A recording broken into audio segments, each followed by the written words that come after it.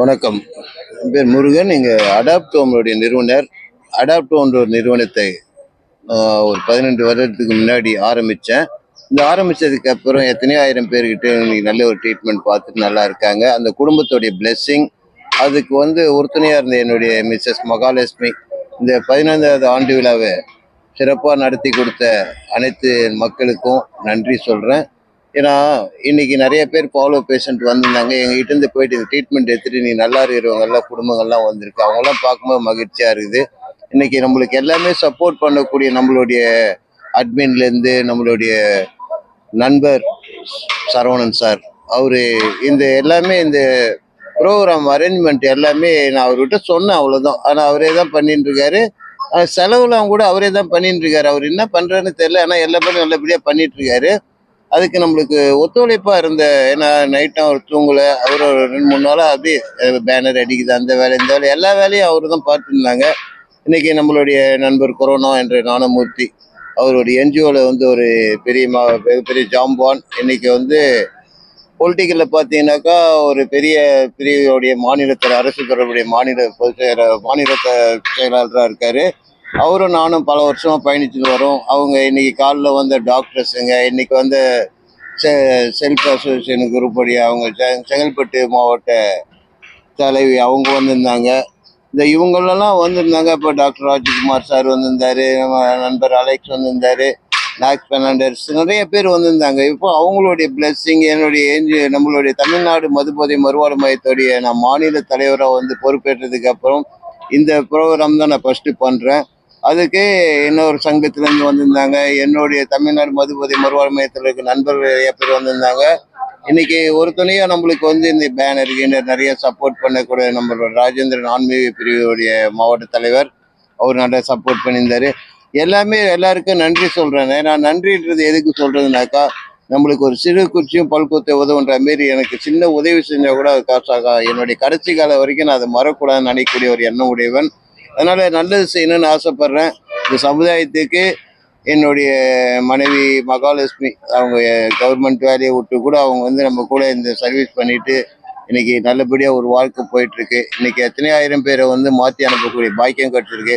இந்த அடாப்டோம் இன்னும் மேலே வளரணும். இதுக்கு நிறையா எனக்கு இன்னும் இன்புட் சப்போர்ட் தேவைப்படுது.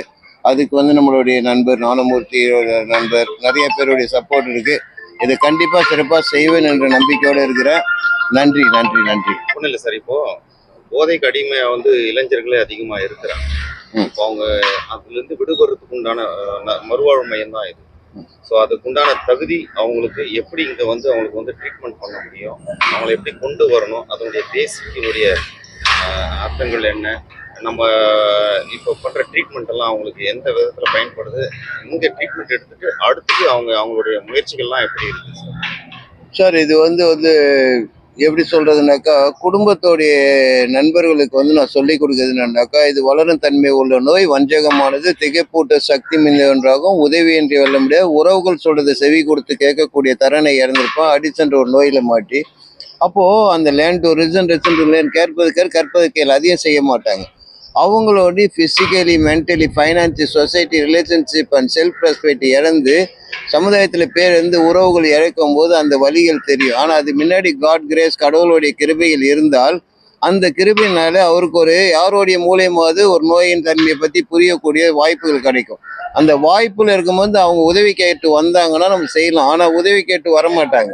இந்த குடும்பத்தாரங்களுக்கு அவேர்னஸ் இன்னைக்கு பப்ளிக் சோசியல் மீடியாவில், யூடியூப்ல நிறைய வந்துடுச்சு. இன்னைக்கு நோயின் தன்மையை பற்றி புரிகிற அளவுக்கு மக்களுக்கு, பொதுமக்களுக்கு விழிப்புணர்வு வந்துன்னு இருக்குது. ஏன்னா நிறைய ப்ரோக்ராம்லாம் பண்ணிட்டு இருக்காங்க. இந்த யூடியூப்பை பார்த்து நிறைய பேர் கற்றுக்குறாங்க.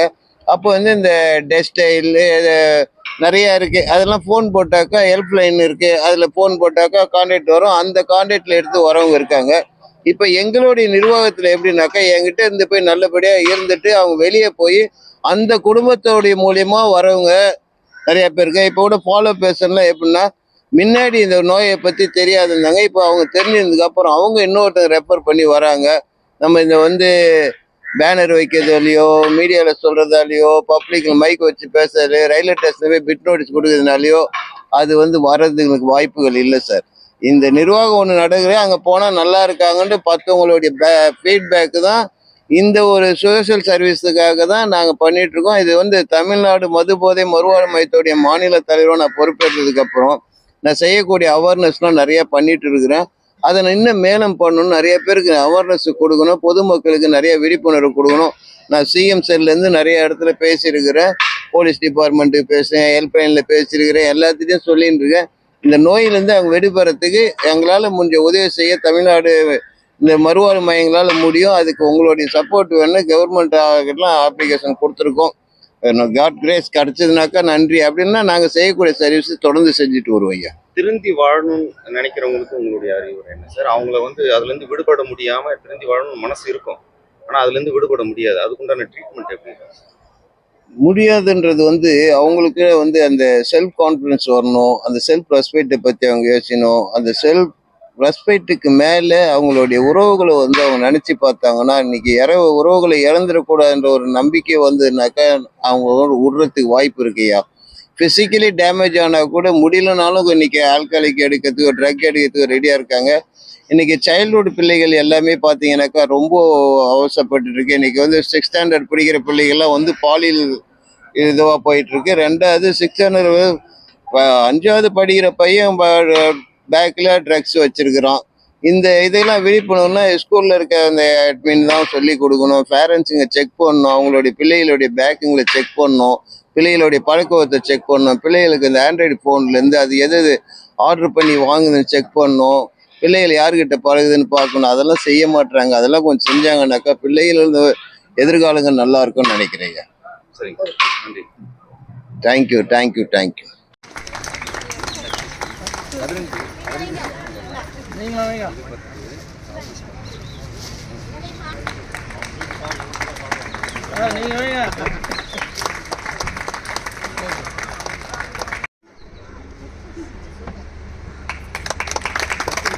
எப்படி வேணா ராஜனா இந்த செல்லு இல்லை.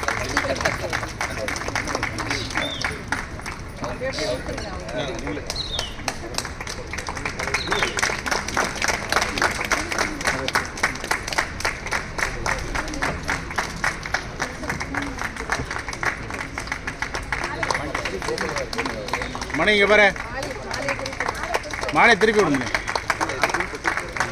ரைட். நான் இங்கே பாருங்க எல்லாம் வரேன். நான் இப்போ தள்ளிங்க மேடம், நல்லுங்க நில்லுங்க மேடம்.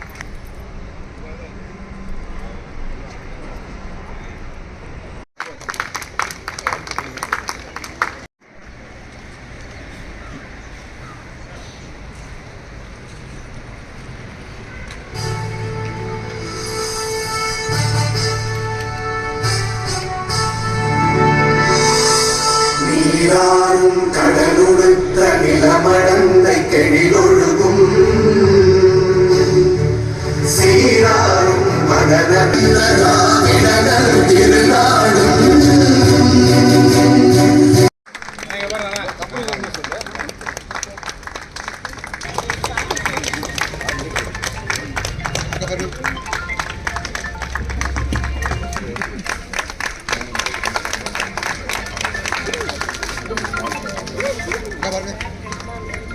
பதினைந்தாம் ஆண்டின் அடியெடுத்து வைக்கும் இந்த அடாப்டோம் எனும் மறுவாழ் இங்கு சிகிச்சை பெற்று சென்றவர்கள் சிலரை நீங்கள் வேறு மையங்களில் கூட காண முடியும். குடிநோயாளிகளாகவா? அடாப்டோமின் 15வது ஆண்டு விழா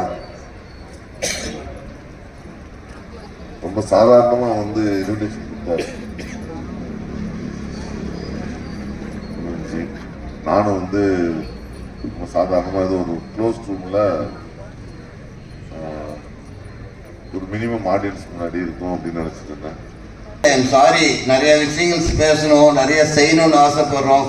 நாங்கள் சமுதாயத்துக்கு எதனா செய்யணுன்றதுக்காக தான் இந்த நோக்கத்தோடு இந்த மறுவாழ்வு மையத்தை தொடங்கி நடத்திட்டு இருக்கிறோம். அதை பற்றி நம்ம நிறைய விஷயங்கள் பேசுறதுக்கு நிறைய நண்பர்கள் இருக்காங்க, அவங்களாம் பேசணும்னு ஆசைப்படுறேன். இந்த நிர்வாகத்தை ஆரம்பிக்க நோக்கங்கள் இன்னைக்கு என்னோட பயணிக்கக்கூடிய என்னுடைய மனைவி மகாலட்சுமி, அவங்க ஒரு 5 GH சைக்காலஜிஸ்ட். அவங்க அந்த வேலையை வேண்டான்ட்டு இந்த வேலையை எடுத்து லைக் பண்ணி அந்த வேலையை ரிசைன் பண்ணிட்டு வந்து சொல்லிட்டு இருக்காங்க. இப்போ காலையில் இப்போ ஒரு டாக்டர் வந்தாங்க, அவங்களுடைய பேச்சு கேட்டேன். நம்ம டிஸ்ட்ரிக்ட் வெல்ஃபேர் சோஷியல் டிபார்ட்மெண்ட்டோடைய செங்கல்பட்டு டிஸ்ட்ரிக்டோட அவங்க வந்திருந்தாங்க, அவங்ககிட்ட பேசியிருந்தேன்.